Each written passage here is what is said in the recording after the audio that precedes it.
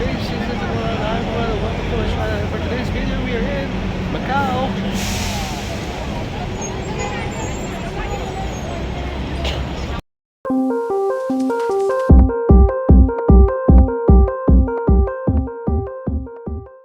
From Hong Kong, excited na nga kami pumunta sa Macau via HK Macau Ferry Terminal.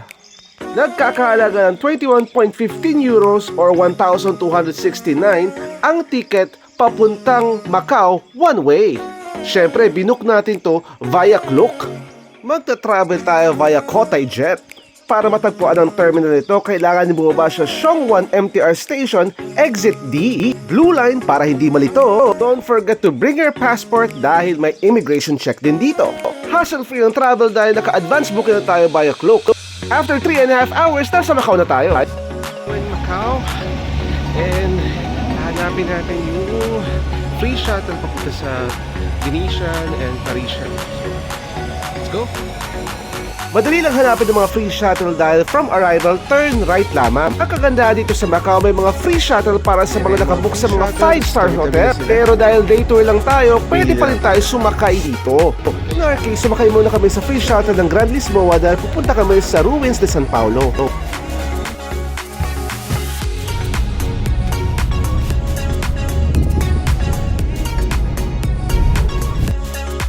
Mabilis lamang ang biyahe, almost 12 minutes lang mula sa terminal papunta sa Grand Lisboa Hotel. At hindi ka maiinip sa ganda ng tanawin na iyong makikita. Mamangha ka sa ganda ng mga gusali at establishmento dito. Hindi yata uso ang salitang simple sa Macau dahil animoy napapalamutian ng ginto ang mga hotels at gusali dito. Ito na nga ang Grand Lisboa.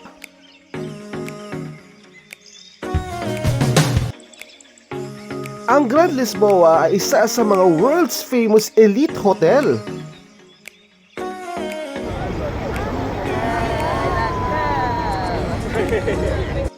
Napaka-iconic na hotel na to na meron lamang quadruple Forbes 5-star honors. From Grand Lisboa Hotel, almost 9 minutes walk papunta sa Senado Square, siya namang dadaanan natin papunta sa Ruins of Sao Paulo. Ang Senado Square ay bahagi ng UNESCO Historic Center of Macau World Heritage Site. Hello, Macau. Dito na kami sa Macau. Ang saya-saya. Napapalibutan ng mga cobblestones ang daanan dito. Bukod sa mga colonial buildings, matatagpuan mo dito ang iba't ibang shops at stores. Narito rin ang St. Dominic's Church, na founded noong 1587. At sa patuloy natin paglalakad, talaga namang mabubusog ka dahil sa mga free taste na ino-offer ng bawat stores dito. Tulad na lamang nito. Is there free taste?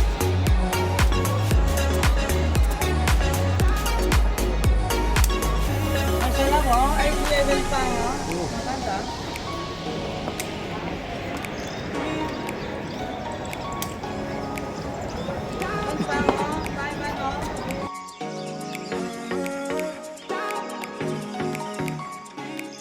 Talaga naman nakakaaliw ang maglakad dito dahil kabit-kabila ang mag-o-offer sa'yo ng free taste.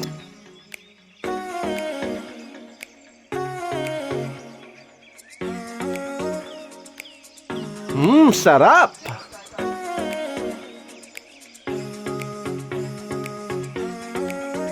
Ikaw na nga lang ang mananawa dahil napaka-generous ng mga stores nito. Pwede mong balik-balikan kung talagang nasarapan ka. Iba't ibang delicacies ang maaaring matikman dito mula sa biskwit hanggang sa mga meat products na animoy longganisa ang lasa. Isa na nga rin itong effective na marketing strategy dahil after mo matikman, mapapabili ka talaga. Sa paglalakad-lakad namin, di na nga namin namalayan na malapit na kami sa Ruins de San Paulo. Ayan na nga't natatanong na namin. Tumambad nga sa amin ang napakaraming turistang dumayo para makita ang Ruins de Sao Paulo.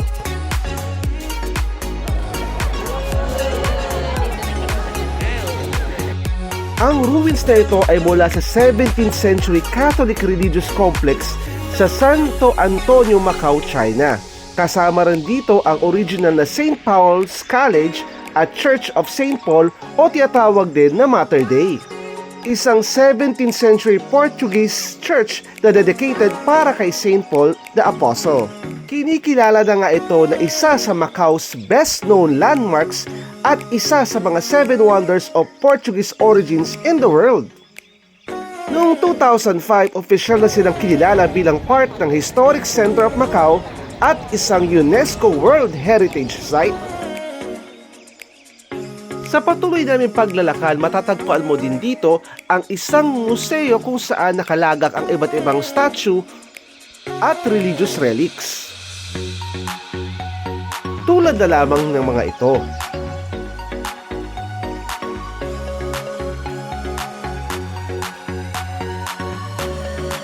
After 68 stone steps, patungo ulit tayo pabalik sa Grand Lisboa Hotel para sa isa na namang free shuttle. Lilibot nga tayo sa Macau nang hindi gumagastos ng pamasahe. Kinakailangan natin pumasok sa Grand Lisboa Hotel at dumaan sa casino para makakuha ng ticket at ma-avail ang free shuttle service. Babalik tayo sa Taipa Ferry Terminal. Pagdating sa Taipa Ferry Terminal, sasakay na naman tayo ng isa pang free shuttle service patungo naman sa iba pang hotel. This time, papunta naman tayo sa The Parisian Hotel. Sa Eiffel Tower. Ano masasabi mo? Okay lang. Maganda ba Macau? Masaya na mahirap. Habang lalakarin, kalita ko. Kung plano nyo umakyat sa mismong Eiffel Tower, nagkakahalaga ito ng 75 Macanese Pataka or 520 pesos. Pero dahil travel on a budget tayo, pupunta tayo sa 7th floor kung saan makikita natin ang Eiffel Tower sa Macau ng libre. At ayan na nga Eiffel Tower, at dahil hindi ko pa madadala si Mama sa Eiffel Tower sa Paris, dito muna tayo sa Eiffel Tower sa Macau. Ani mo nakapag-around the world ka na dahil matatanaw mo din dito ang Big Ben na nasa London, pati na rin ang Garden of Versailles.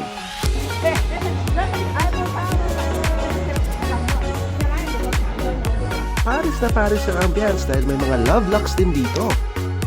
Hindi na nga mapigilan ni Mama na mag-ikot-ikot at maglakad-lakad sa paligid nito. Puposing pa yan.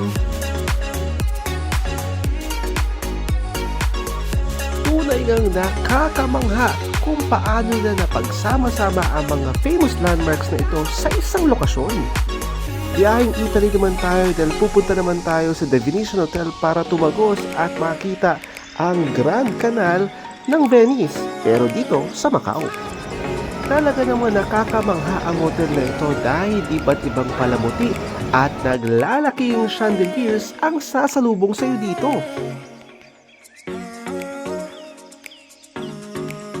Magpipiling hari at reyna ka dahil sa malapalasyong lugar na ito.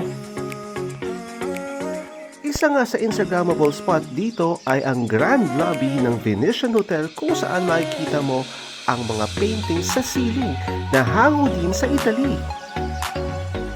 Magpaka-artsy tayo at i-appreciate natin ang paintings dito sa ceiling ng Venetian Macau.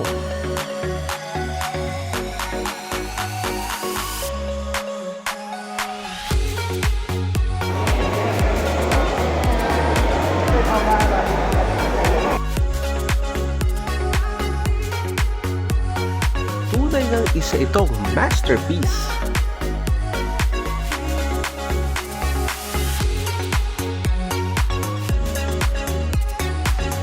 Hindi rin natin palalampasin na makita ng personal ang Grand Canal dito sa Macau.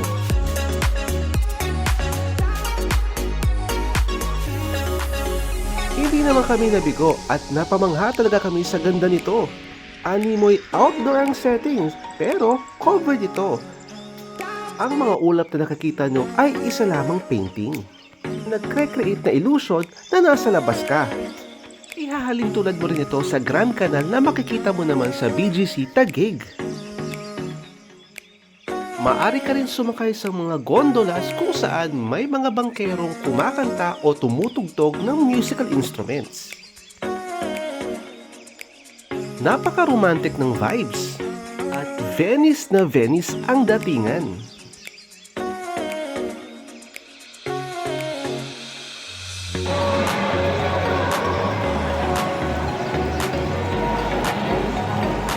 Sino nga ba mag-iisip na ang ganitong kagandang struktura ay nasa loob lamang ng shopping center ng hotel na ito?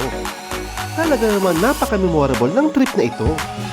Don't forget to like, subscribe, and hit the bell button. Again, don't just be crazy, be as crazy as well.